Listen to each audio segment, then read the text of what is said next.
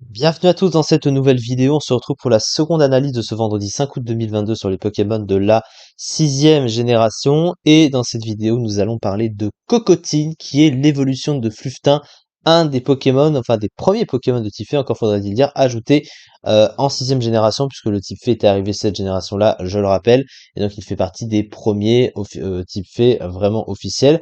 Et du coup, qu'est-ce qu'il donne en stratégie? Alors le type, du coup, forcément, il est de type Fée pur. Le type Fée, juste pour rappeler, alors défensivement, c'est 3 résistances, insectes, ténèbres et combat, plus une immunité dragon, donc ce qui fait vraiment un type fort défensivement. En contrepartie, il a seulement 2 faiblesses, poison et acier, qui sont pas des types offensifs en général très courants, donc c'est plutôt fort.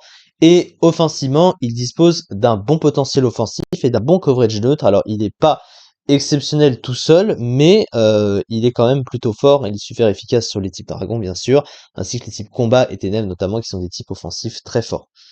Ensuite, au niveau des deux talents du Pokémon, alors il y a un des deux talents qui n'est pas utilisable en combat solo, hein, c'est Cœur Soin, puisque ça soigne parfois une altération de statut mais d'un allié proche en combat duo multi, pas en solo. Mais son autre talent, son talent caché, c'est Aroma Voile, hein, qui en gros protège le Pokémon et l'équipe des effets limitant le libre arbitre. En gros, ça l'immunise à des moves comme Provoque, Encore, Entrave ou des trucs comme ça, des moves qui te bloquent, même Attraction, même si c'est ça, c'est plus rare. Donc c'est très pratique, ça permet d'empêcher l'adversaire de vous bloquer avec provoque. Si jamais vous voulez vous setup ou faire ou placer quelque chose sur le terrain, bah il peut pas vous bloquer, il peut pas vous encore non plus pour réutiliser le même move et vous bloquer avec. Donc voilà, c'est un talent plutôt pas mal.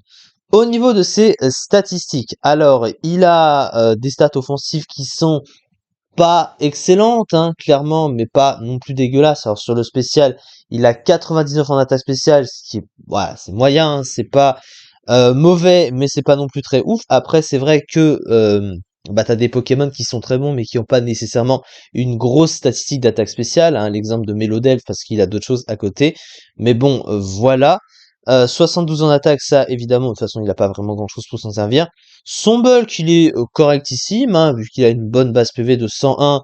Bon, 72 en défense, c'est vrai que c'est pas ouf. 89 en space def, c'est mieux sans être excellent non plus. Mais sa bonne base PV, voilà, essaye de d'arranger un peu le tout. Mais par contre, là où c'est beaucoup plus problématique, c'est la vitesse qui n'est que de 29. Alors je ne sais plus s'il a la distorsion. Oui, il a la distorsion et qu'il peut la poser lui-même, ce qui est toujours une bonne chose. Mais bon, ça reste quand même très très lent. Et la distorsion, bah c'est pour être joué dans des teams distorsion, sinon ça n'a pas vraiment d'intérêt. Alors son move pool, globalement, bah il a de très bonnes choses ce Pokémon, hein. Il a déjà sur le plan du setup à la fois plénitude et machination, donc ça c'est plutôt pas mal. Son stable le plus puissant c'est Moonblast, hein, du coup. Et à côté, bah, il a quelques attaques de coverage, hein. Il a Tonnerre, Fatal Foot, Psycho, Energy Ball. Voilà, globalement c'est à peu près tout. Donc il a plutôt ce dont il a besoin.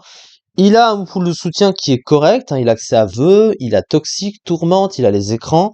Donc voilà, c'est pas énorme, mais c'est correct. Il a aussi Glade Soin, hein, qui peut soigner les statuts, hein, de son équipe. Donc il apporte un soutien quand même à la team, donc ça c'est plutôt pas mal.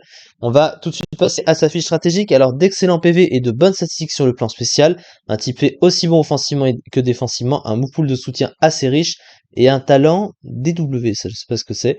J'imagine qu'il doit parler de d'aroma voile pour le rôle qu'il doit remplir. Je sais pas ce que c'est. Je sais pas s'il explique en bas. Non. Bon. Non, je ne vois pas ce que c'est. Bon, bref. Une vitesse à côté très mauvaise, donc, est souvent comparée à Charmy. Donc, il a de la concurrence et Charmy est pas non plus un excellent Pokémon.